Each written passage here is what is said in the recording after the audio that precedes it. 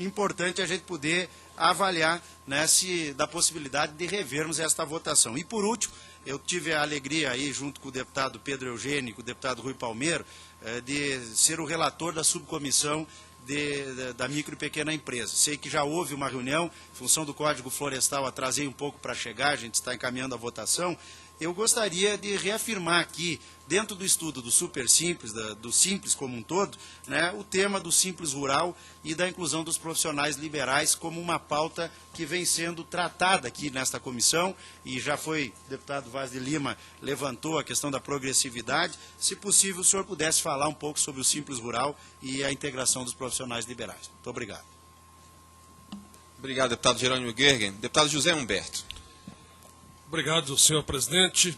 Parabéns pela iniciativa de se promover esse primeiro ciclo de conferências sobre a reforma tributária.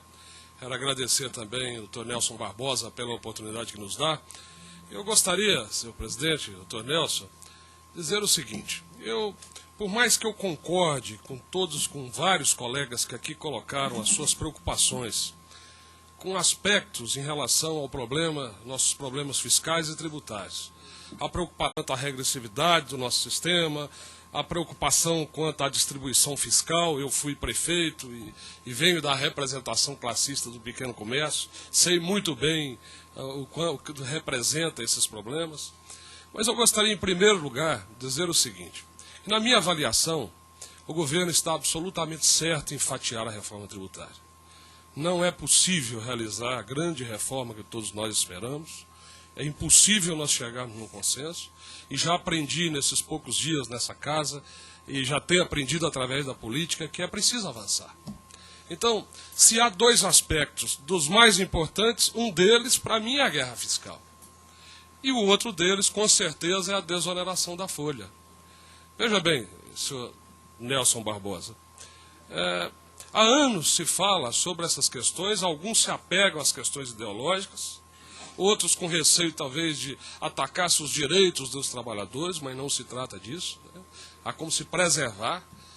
E eu acho o seguinte, é que há uma porcentagem dos brasileiros assalariados, que os funcionários públicos ou os de carteira assinada, que têm o privilégio dos direitos, e uma grande parte dos nossos brasileiros na economia informal, ou sem a sua carteira assinada, não os tem.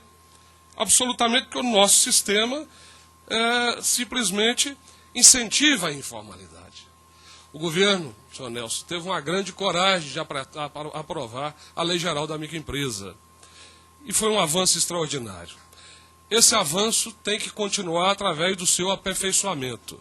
Me permita aqui apoiar a colocação do deputado Vaz de Lima, que propõe a progressividade nas faixas para enquadramento dos pequenos empresários nas suas alíquotas de simples. Seria um avanço extraordinário nessa lei. É outra questão, mesmo que esse assunto não tenha sido colocado pelo senhor como sendo o centro do nosso debate. Eu acredito ser muito importante. Eu faço até um apelo, senhor Nelson, que eu sou engenheiro também de formação. Eu sei que os auditores, os fiscais do Ministério da Fazenda, às vezes são vistos pela sua frieza com os números. Não se trata disso, né? Eu acredito que essa sensibilidade do Ministério da Fazenda de enxergar que os tributos incidentes sobre a pequena empresa não são os tributos que vão resolver o problema fiscal do país. O senhor falou que o impacto sobre a progressividade seria de 15 bilhões. No entanto, o quadro que o senhor nos apresenta mostra uma arrecadação pelo Simples de 17 bilhões. Então, não me parece compatível esses números. Será que a progressividade impactaria tanto, quase 100% do que se arrecada pelo Simples? Nós teríamos ganho de outra faixa. A outra questão, rapidamente, quanto à distribuição, eu sei, o pequeno município, né? Por exemplo, os municípios que vivem da agricultura, que não têm indústrias, são a grande maioria, que não estão à margem de lagos de hidrelétrica e que não são mineradores.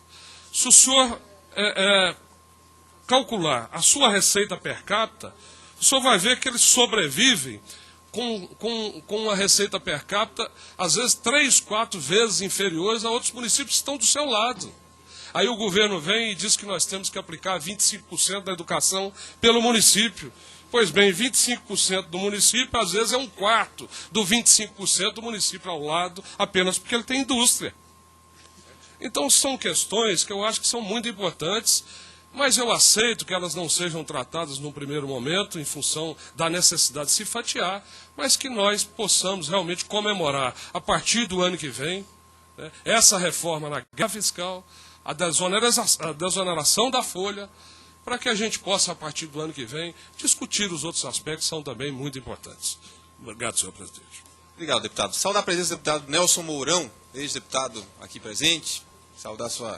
Agradecer a sua presença.